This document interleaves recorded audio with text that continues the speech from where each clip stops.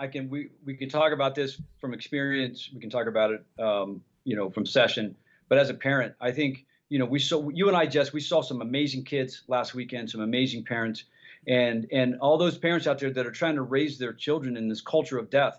1,000 messages a day amplified against the church, against the truth, against purity. So I just think it really is as a bit of a disservice when we don't get clarity from the clergy on these issues. It makes it harder for parents to raise Catholic and godly children in this world, to help them see the clean from the unclean. Well, Dan, I can tell you one Catholic priest friend I know of, a friend of mine, well, they're actually both my friends, Father Mike Schmitz, once again, who got a tattoo and put it out on the internet, made a video, let everybody know that he got a tattoo, and that he's kind of like, he's kind of conflicted about the fact that he got it. He's not happy about it. Another Catholic priest friend of mine, Father Donald Calloway, regrets ever getting a tattoo. Here's what he texted me a while back ago when I asked him about this. Father Donald Calloway said this.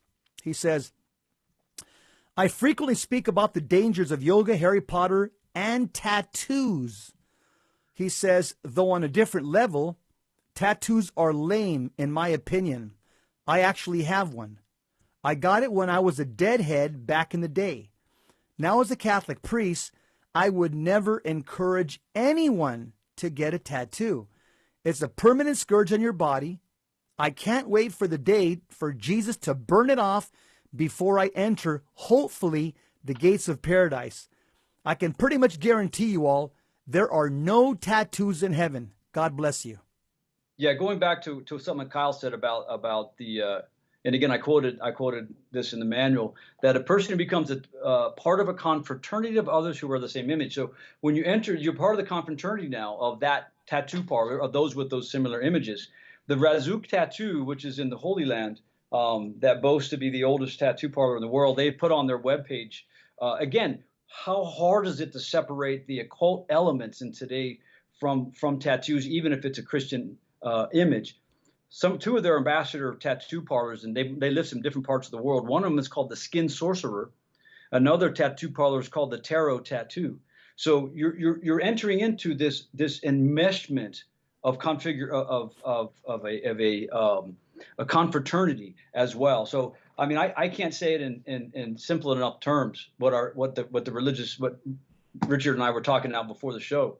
Just don't do it. It's not worth doing it. And I laud Blanca for this. And again, it flows from a very pure heart and a place of wanting to not just make things right, but to completely change her life to God. I love what you say about Jesus and Mary not having tattoos, and I think they're models for us.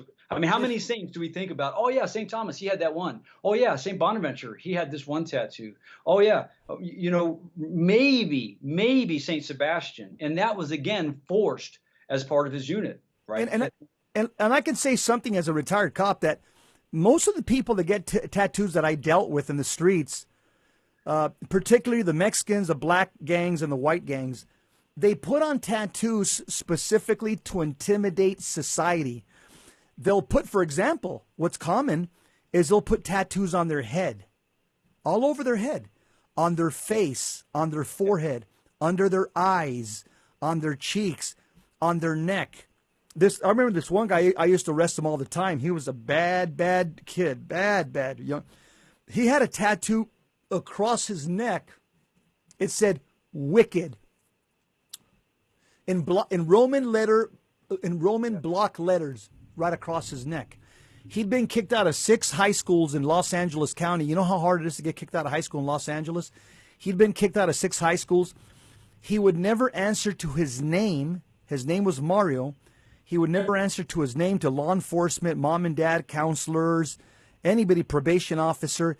He would only answer to the name Wicked. So I can tell you this, gang members use tattoos to intimidate people in society, to conjure up fear. And it's pretty effective. When you see a guy walk, up to you, and he's got tattoos on his face and on top of his head and on his neck, and it says all kinds of vile things, you know that this guy wouldn't bat an eye, to try to pull out a gun and take your wallet or take your car. So I can tell you that there's a real nexus between the criminal mind and tattoos. I'm not saying all people that get tattoos are criminals, but I'm saying it does factor into the criminal mind.